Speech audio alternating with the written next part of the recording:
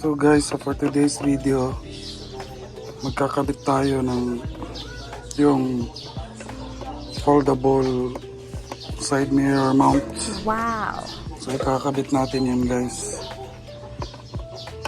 So bago yun, kakabit muna natin tong bagong CNC na visor bolt natin. Let's go!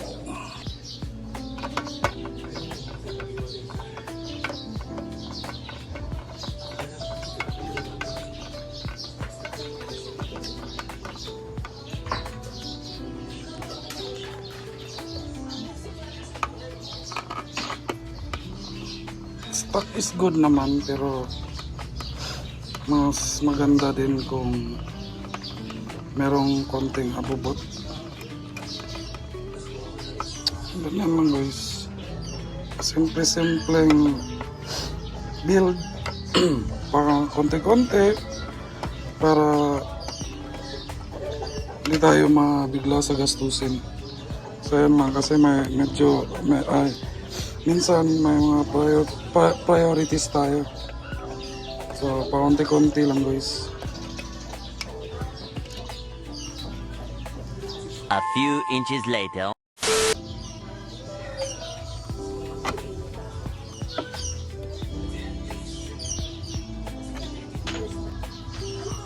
Ayan, at naikabit na guys. So yan lang, pakunti-kunti pero maganda na. Let's go. So ito yung ikakabit natin guys.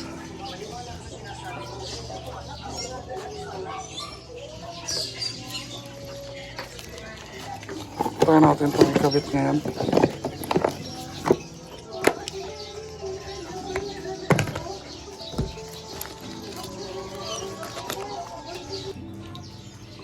So ito nga pala yung trending ngayon sa TikTok at Shopee guys,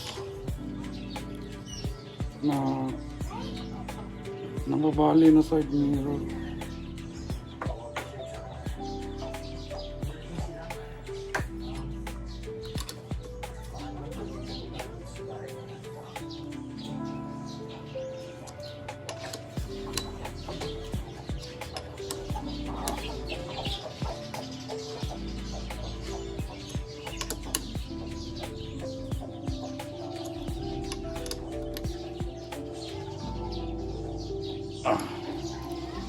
Iba pa rin talaga guys pag kompleto sa tools.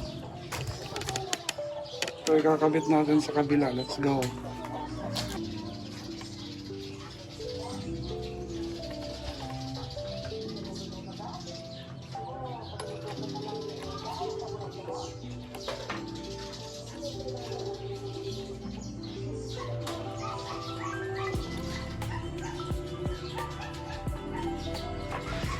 Ayun, nakuli na natin guys.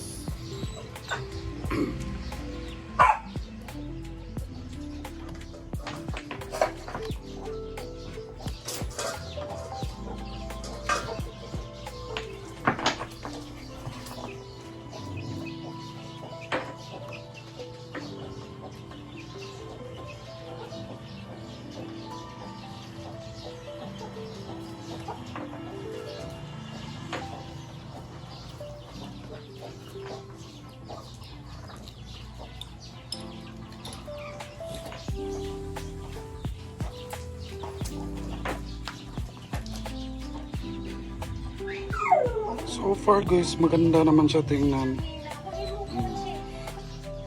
Yan. Pakalinis. So ikakabit na natin yung... di nga pala. Ipapaputol muna natin yung side mirror natin. Kasi kailangan putulin yung nakabaluktot. Tapos ikabit siya dito. So let's go.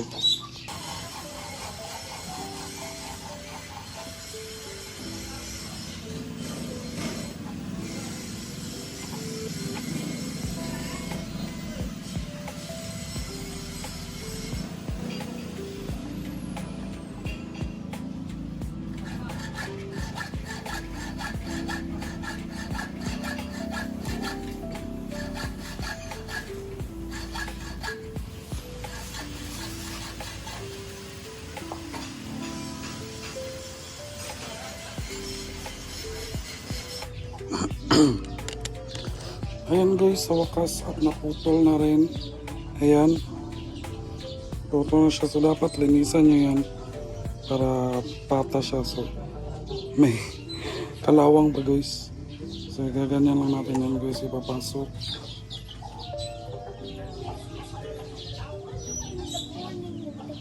Ang kinagandahan kasi dito guys, kung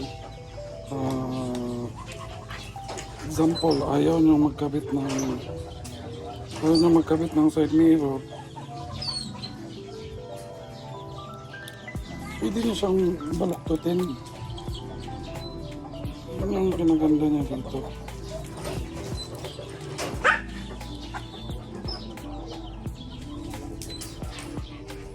O kung gusto nyo, pag may huli lang, tsaka nyo lang siya gamitin.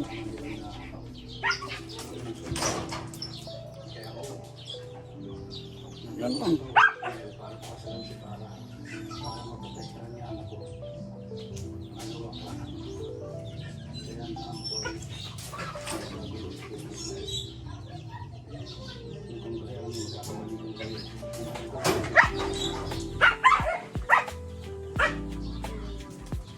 Ganyan nyo lang guys.